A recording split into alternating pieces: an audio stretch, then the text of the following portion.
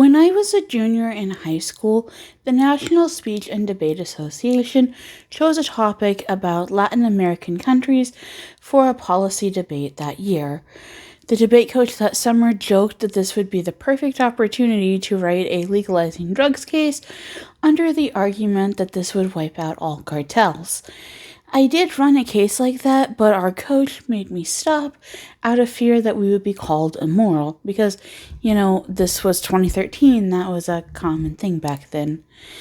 It's been 13 years since then, and while weed was a heavily taboo topic, it's pretty mainstream now, including being one of the questions on dating apps.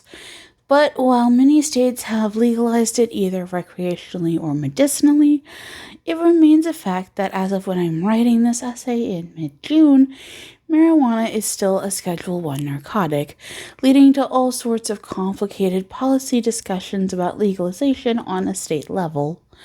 From the moment that I learned Sheriff Country was being made, literally the same week that I learned Fire Country existed, it intrigued me that one of the main characters, Wes Fox, is or was a drug dealer.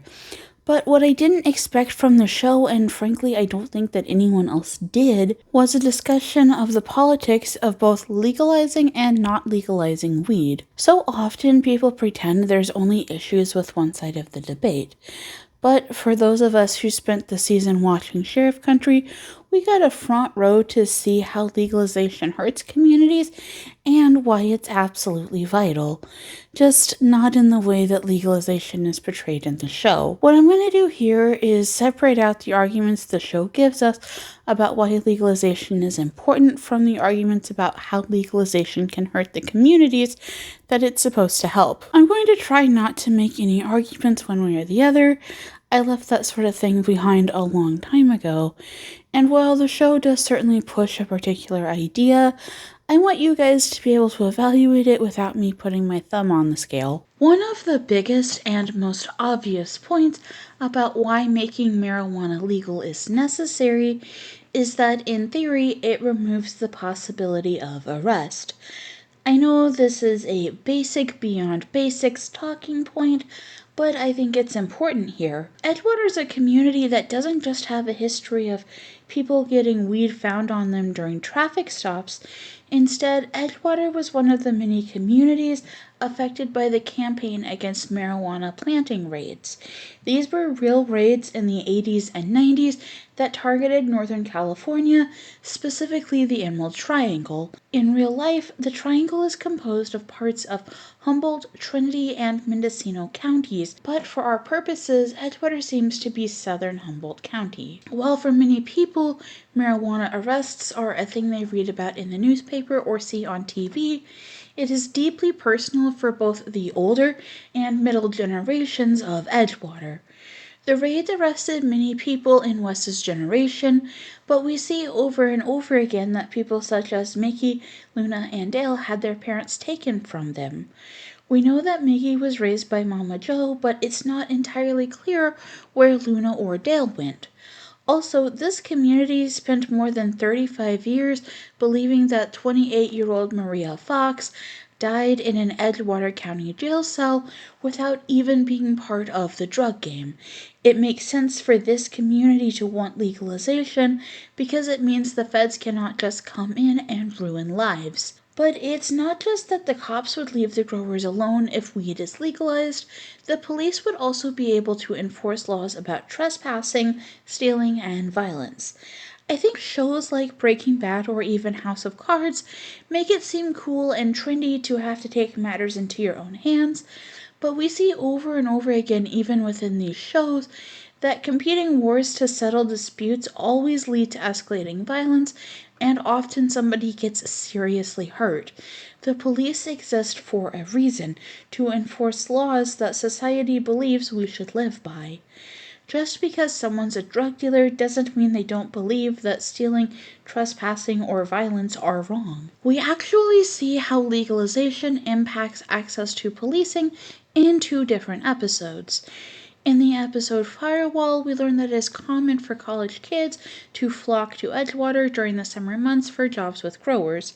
The growers get laborers working during the summer at spending money rates, and the kids, called trimmigrants, get to sample some of the best weed in the world. However, this seeming match made in heaven doesn't always work out, as Mickey tells both us and the kid who was kidnapped that some growers take advantage of these young adults and beat them up when they ask for pay. With marijuana growing and cultivating being legal, the kids are able to go to the sheriff's office instead of accepting the theft of their services and the violence that comes with asking for their money. The inverse is actually an important part of the season-long plot. A quick reminder, if you didn't watch my Ending Explained video, Miranda Fraley, sister to main character Travis Fraley, decided to pivot her company to weed, though to do so she needed to buy up a sizable amount of weed-growing land. They started by offering 5 to 6 times what the land was worth, and then when that failed, they moved on to intimidation. And when that failed, they moved to literally beating up a grower and his son, leaving the grower like a scarecrow to warn others. While this escalation does come in 24 Candles, Miranda Fraley, Alec Kane, and the rest of the Emerald Eden team are already intimidating the illegal growers into selling their land 10 episodes earlier in Exit Interview. We don't know everything because we only see a small group of victims, but we know there were threats being made via phone calls and bullets left in mailboxes. We also know that people broke into Bernice Wambach's house.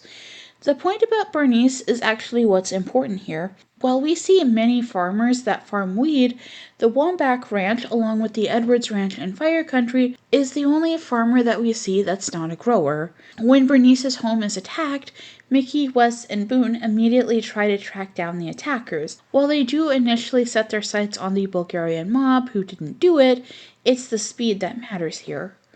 A big part of why they are able to break the land grab case open is that after Dale is attacked, Luna, who is believed to be a legal grower at the time, starts talking to Mickey. While we can assume that Dale did see the guys who attacked him, he refuses to talk to the cops. As both the child of a camp-era grower and someone who is currently growing illegal weed and acting as one of the elders of Deadwater, I can't blame him. But refusing to talk with the cops leads to the murders of Lyman Ford, Frank Stokes, and Mac McGuire, along with, I suppose, Rick Fraley. Admittedly, all of these problems have to do with the growers themselves. While I'm definitely someone who thinks that everyone deserves police protection and to live safely, see me literally listing the bad guys as people who wouldn't have been murdered if the growers had access to police protection. But it's not just the growers the show portrays as benefiting from legalization. There's another group here too, the users. Now, I don't want to at all minimize the impacts that arresting people over mere possession has had on different communities, particularly communities that lack historical privilege. However, as we've seen over the years, the choice of whether or not to pursue minor possession charges is up to each individual county attorney. But you know what isn't up to each individual county? Regulation. I know we hear that word as big and scary, but I think we have a really good look at why it's so important in the 12th episode of the show, Plus One. In this episode, Mickey and Boone originally think they are responding to the kidnapping of a wife and mother during a violent break-in. When her husband awakens, he says that his wife attacked him, but she didn't seem like herself. Eventually, they find her in the meetup's parking lot and discover she took a bad joint of weed. They don't see how that's possible until they get another call about a mailman who's also raging that his pancakes were poisoned, but pretty soon they found out that he also took a bad joint. It's not long before half the town is going absolutely insane, and there's nothing they can do about it because this chemically altered weed is clearly what caused the issue. Once everyone's back to themselves, our crew learned that almost everyone who was impacted had bought the weed through a specific online dealer. I say almost because we find out the mom had taken a joint out of her son's pocket, which he claimed he got at a party. This leads us to learn that the son had been using his chemistry knowledge, along with info from a disabled retired grower, to create batches of chemically altered weed.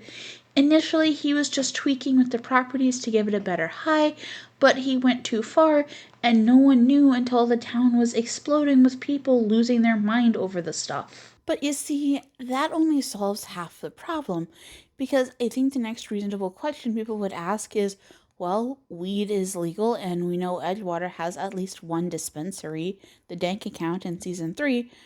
Why are they buying weed illegally online? And the answer presented on the show is really simple: taxes. We learned from Joe the mailman that while he was buying legally, it was just so much cheaper to buy illegally. I don't know how many of you live in one of the 26 states where marijuana is partially or totally illegal, but proponents often tout the tax benefits that come with making marijuana legal, particularly recreationally. According to the Tax Foundation, the current excise tax in the state of California is 15%, but it's as high as 37% in the state of Washington. In California, it's not just the 15%, you also pay your 7.25% sales tax on both the price of the product and the excise tax. The Tax Foundation notes exactly what we see in the show. When taxes are high enough to push the legal price substantially over the illegal price, it de incentivizes individuals to follow legal means. And, as we've just discussed, that means unregulated products can flow into the market and potentially hurt people. But I don't want to spend too much time in this video focusing on the users. It's not that they're not important. They are, but in Sheriff Country, we spend so much more time talking about the dealers, and they're often left out of these conversations. Our first look at someone legally growing cannabis is in the episode Death and Taxes. In this episode, it's time for the legal weed growers of Edgewater County to pay their state taxes. When I was in college, my parents owned a business, and paying taxes was a rather boring thing. My mom would write a check and mail it off to our state tax office.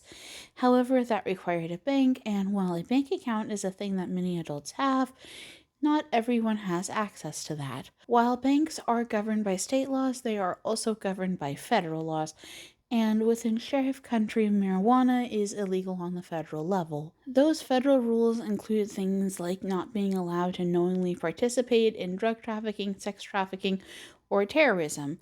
Boone tells us that as a result, none of the legal marijuana growers are able to access banking. This is actually a problem we see foreshadowed in Fire Country Season 3 with the Dank account, a dispensary in town. We see that all of their money is contained within a vault in the back of the store, which allowed a former employee with a gun to be able to rob them, though Bodie and Malibu Ken, aka Campton Casey, are able to stop him via some very questionable heroics. Personally, I can't imagine a situation where the Dank account is unable to pay their taxes. They're traveling along the roads of the city of Edgewater, and it would be quite something if someone tried to rob an armored truck in broad daylight on tax day, but that's not the situation in the Sheriff Country episode Death and Taxes. Instead, you've got growers from all over the county traveling on dozens of miles of rural roads to pay their taxes when they get robbed, including one person being injured and another being killed. Because Luna was a legal grower, Mickey and Boone are on the case. Unfortunately, both robbed families still have to pay their taxes, and while it might not seem like it, those taxes can end up being a lot of money for a family who needs their business to survive.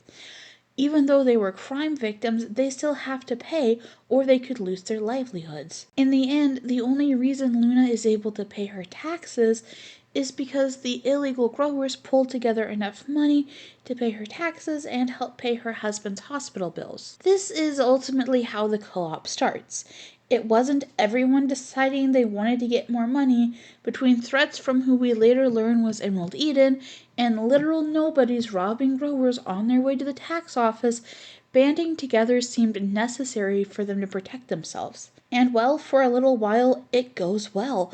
They are making money and protecting each other. However, eventually the co-op makes a deal with weed dealers from Colorado, and while it is legal in both California and Colorado to use weed for recreational purposes, once you cross state lines, all of a sudden it becomes federal drug trafficking.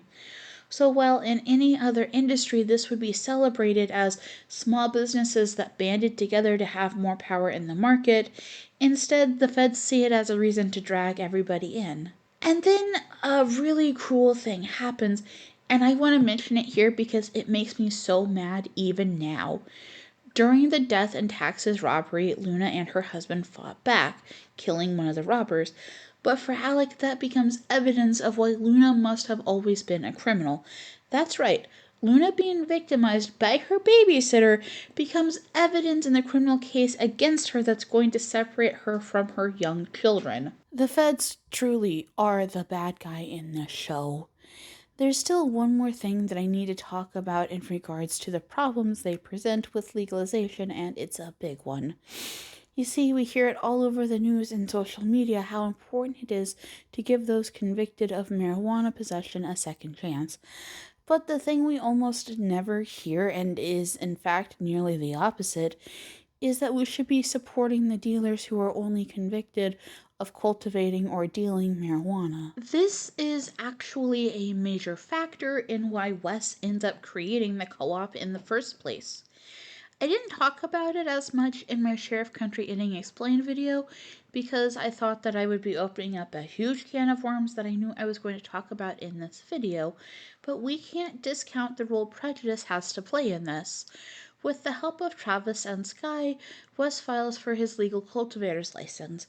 We know that he does end up getting that license in the episode 24 Candles, but there was certainly a period of time that he didn't think that was going to happen. Unlike opening up many other businesses, indeed like my parents' business, the legal cultivators have a lot of extra hoops to get through to get their license.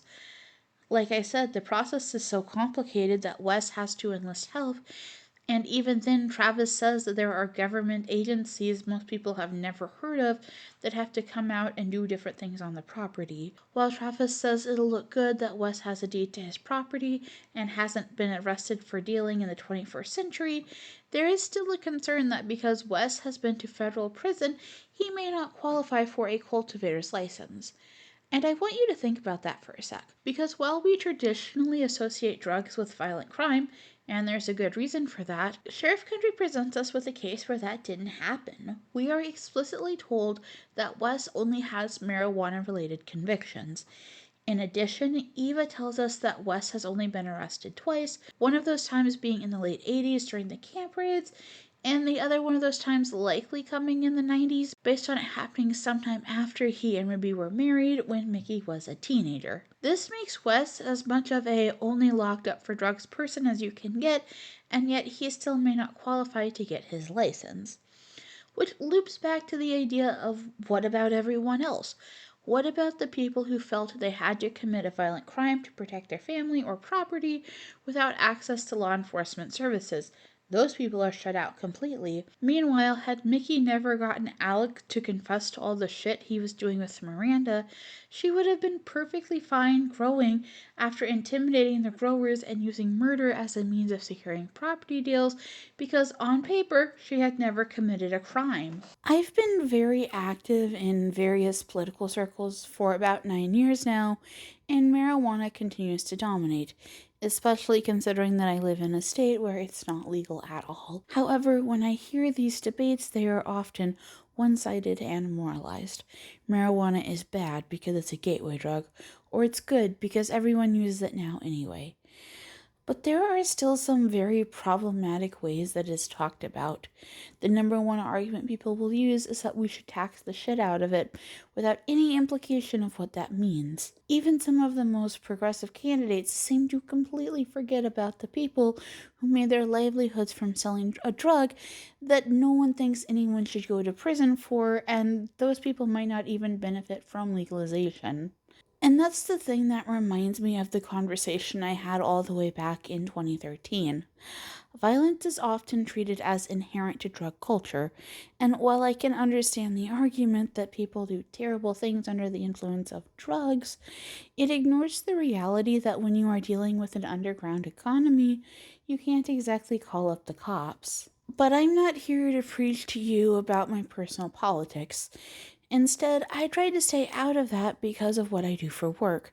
I just wanted to make this video because we so very rarely hear such a coherent list of considerations when it comes to legalization of weed in debates, and it stunned me that a network TV show took such time to interrogate a tough issue. But judging on how Fire Country portrays abuse and corruption, I think I shouldn't be surprised. Personally, I think storytelling is an important place for us to develop our political opinions, and I really hope that over time we have more discussions about marijuana growing in Sheriff Country. Alright, everybody, that is everything that I have for this video. I'll be back in 2 weeks, and when I do, I'm very excited because we're going to get a second half scavenger hunt, and also maybe some additional Hotel Edgewater videos, depending on how much I feel like listening to a song over and over again while I edit it to scenes from the Edgewater verse.